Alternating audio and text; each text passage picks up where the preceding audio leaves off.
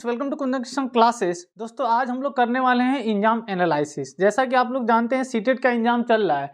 CTET online exam जो चल रहा है इसमें सबसे ज़्यादा जो परेशान कर रहा है दोस्तों, वो परेशान कर रहा है ईवीएस से जो क्वेश्चन बन रहे हैं ऑनलाइन मोड पे, वो बच्चों को परेशान कर रहे हैं। तो आज का भी पेपर देखा गया ओवरऑल तो ईवीएस ही आया ऐसा क्वेश्चन जिससे बच्चे परेशान हुए। थोड़ा सा निचोड़ बनाया है सीटेट में जो बार बार पूछे जा रहे हैं, किन किन चीज़ों पर हमें ज़्यादा कमांड करना है, क्या क्या पढ़ना है, इसका आज करेंगे पूरा विश्लेषण। दोस्तों जानते हैं सीडीपी से कहाँ कहाँ से क्वेश्चन पूछ रहा है। सीडीपी से दोस्तों सबसे ज़्यादा कोहल वर्ग का उठा रहा है।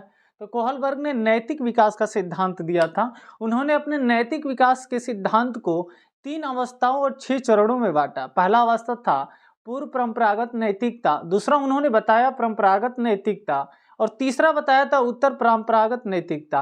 प्रत्येक अवस्था को 2-2 चरणों में विभाजित किया।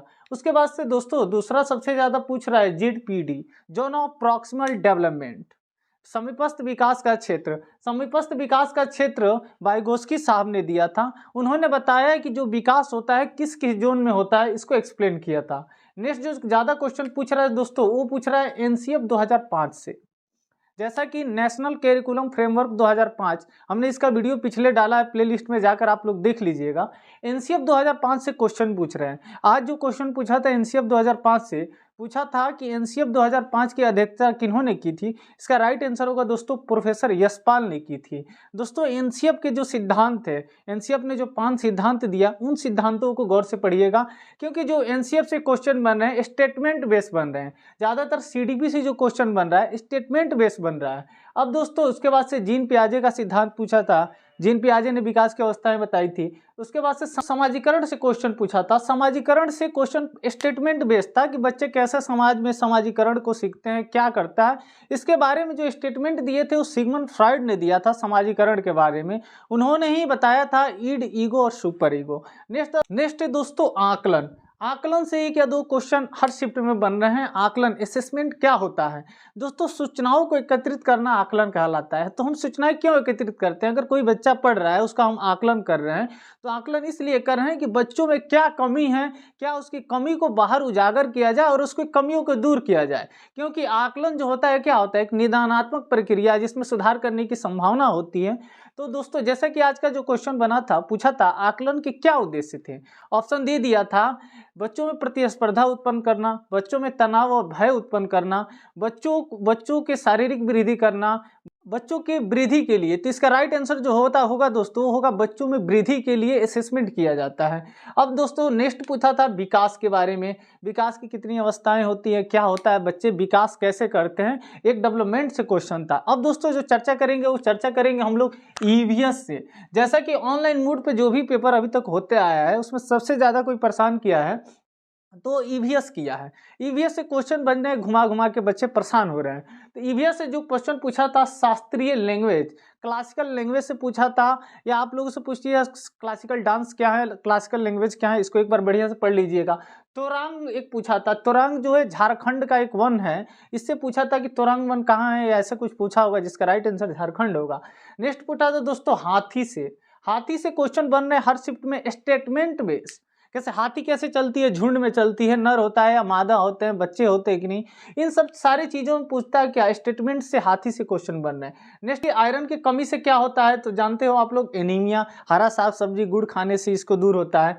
केरल से कुछ पूछा था कि केरल का क्या फेमस त्यौहार है, या केरल में कैसे घर होते हैं, या मतलब को तटवर्तीय राज्य कौन कौन से हैं, ऐसे करके कुछ क्वेश्चन पूछा था केरल से। नेक्स्ट दोस्तों चित्रकला से क्वेश्चन पूछा था। जैसे कि आप लोग जानते हैं पूछ लेता है कौन कहाँ का फेमस है, प्रमुख चीजें पूछ रहा है। ईवीएस का एक फेमस क्वेश्चन है कि कौन चीज कहाँ के लिए फेमस है, मधुबनी पेंटिंग जैसे हुआ, चित्रकला, ये सब पूछ रहा है। तो चित्रकला से इस बार भी इस शिफ्ट में भी क्वेश्चन पूछा था दोस्तों।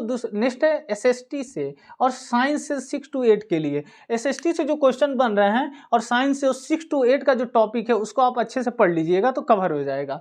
नेक्स्ट दोस्तों 4 और 5 का हम एनसीईआरटी का ईवीएस का बुक पढ़ लें। एनसीईआरटी का जो बुक है 4 और 5 वाला, उसको अगर हम बढ़िया से पढ़ लें तो ईवीएस का मोस्ट ऑफ पार्ट कवर हो जाएगा। अब बात करते हैं दोस्तों मैथ से किस किस चीज़ पर ज़्यादा पूछ रहा है। मैथ से रोमन नंबर पूछ रहा है। कैसे आप लोगों को दे दिया रोमन नंबर दे दिया, इसको क्या बोलते हैं, ऐसे करके क्वेश्चन पूछ रहा है। तो मैथ से रोमन अंक से क्वेश्चन उठा रहे हैं। नेक्स्ट है दोस्तों डायरेक्शन से क्वेश्चन उठा रहा है। जैसा कि डायरेक्शन का ज्ञात होना चाहिए बच्चों को कि किस दिशा में कैसे जाना है। डायरेक्शन की जब भी हम बात करते हैं तो हमारे पास ये मैप होना चाहिए। ये क्या होता है, उत्तर होता है। ये क्या होता है, पूरब होता है। और ये क्या होता है दोस्तों, दक्षिण होता है। ये क्या होता है, पश्चिम होता है। इसका ज्ञान बच्चों में होना चाहिए कि किधर किधर जाना है। जहाँ से स्टेटमेंट उठाएगा, मान लीजिए कोई चीज़ बोले सूरज पूरब में निकलता है, तो ये ना समझ ले कि पूरब किधर हुआ, ये वाले जैसे हम लोग सामने देख के एनालिसिस कर लेते हैं। नहीं, डायरेक्शन में हमें ध्यान रखना है कि पूरब ये है तो पूरब किधर जाना है, क्या है। तो यहाँ से डायरेक्शन से एक क्वेश्चन बना था। उसके बाद से सिंप्लीफाई से क्वेश्चन बना था। कैसे आप बोर्ड मास का नियम पढ़े हैं, बोर्ड मास के नियम से उठाकर सिंप्लीफाई से एक क्वेश्चन पूछता। सीरीज से क्वेश्चन बना था। सीरीज में दे 3-4 पैटर्न जैसे चलते आता है, आगे नेक्स्ट क्या आएगा वैसे ही क्वेश्चन बन रहा है। मेजरमेंट से क्वेश्चन बन रहा था। मापन से कोई चीज़ दे दे कि इतना किलोमीटर ये है तो इतना किलोमीटर को ये बोलते हैं, तो इसको क्या बोलेंगे, तो मेजरमेंट से क्वेश्चन बनता है। वेन हेले का सिद्धांत जरूर पढ़िएगा दोस्तों। गणित अगर पढ़ना है तो गणित में सीटेड वेन हेले को बार बार घुमा के पूछ रहा है, कहीं ना कहीं से वेन हेले का सिद्धांत मोस्ट इंपोर्टेंट है, ज़्यादा पूछ रहा है। अब दोस्तों थोड़ा सा चर्चा करते हैं हिंदी का। हिंदी में जानते हैं भाषा के कौशल, आधारभूत कौशल क्या है, LSRW सुबोपली। इसको ध्यान से पढ़िएगा, इससे क्वेश्चन घुमा घुमा के स्टेटमेंट बैक पूछ रहा है। उसके बाद से LED से पूछ रहा है। LED भाषा अर्जन से। LED का सिद्धांत किन्होंने दिया था, नोम चोमस्की ने दिया था। नोम चोमस्की ने LED का सिद्धांत दिया था, याद रखिएगा। LED से क्वेश्चन पूछ रहा है कि बच्चे जो भाषा अर्जन करते हैं किस प्रकार करते हैं, क्या है। द्विभाषा जो क्रेसर का सिद्धांत था, द्विभाषा के रूप में हम लोग किसका यूज करते हैं, क्या होना चाहिए, क्रेसर ने दिया था। और NCF 2005 से भी भाषा से उठाया है। जैसे NCF 2005 क्या है, बच्चों को क्या करना है, कक्षा कक्ष को कैसे गतिविधि आधारित करना है, समाज से जोड़ना है, बाहरी ज्ञान से जोड़ना है। तो NCF 2005 जो मातृभाषा है, अगर हम बच्चे को ज्ञान दे रहे हैं तो ज्ञान दे रहे हैं किस भाषा में, उसके लोकल लैंग्वेज में, मदर टंग में, उसके मातृभाषा में। इसको ध्यान रखते हो। और CCE से क्वेश्चन पूछा था दोस्तों आज का स्टेटमेंट। जो ऐसे क्वेश्चन जो सीटेट में बन रहे हैं, सीटेट में बार बार इन्हीं चीज़ों से क्वेश्चन बन रहा है। अगर आप इन चीज़ों को कवर कर लें तो कुछ पार्ट आपका हो जो सीटेट में अच्छा से अच्छा आप लोग स्कोर कर लीजिएगा। उम्मीद करते हैं आप सभी लोग अच्छे होंगे। धन्यवाद साथियों।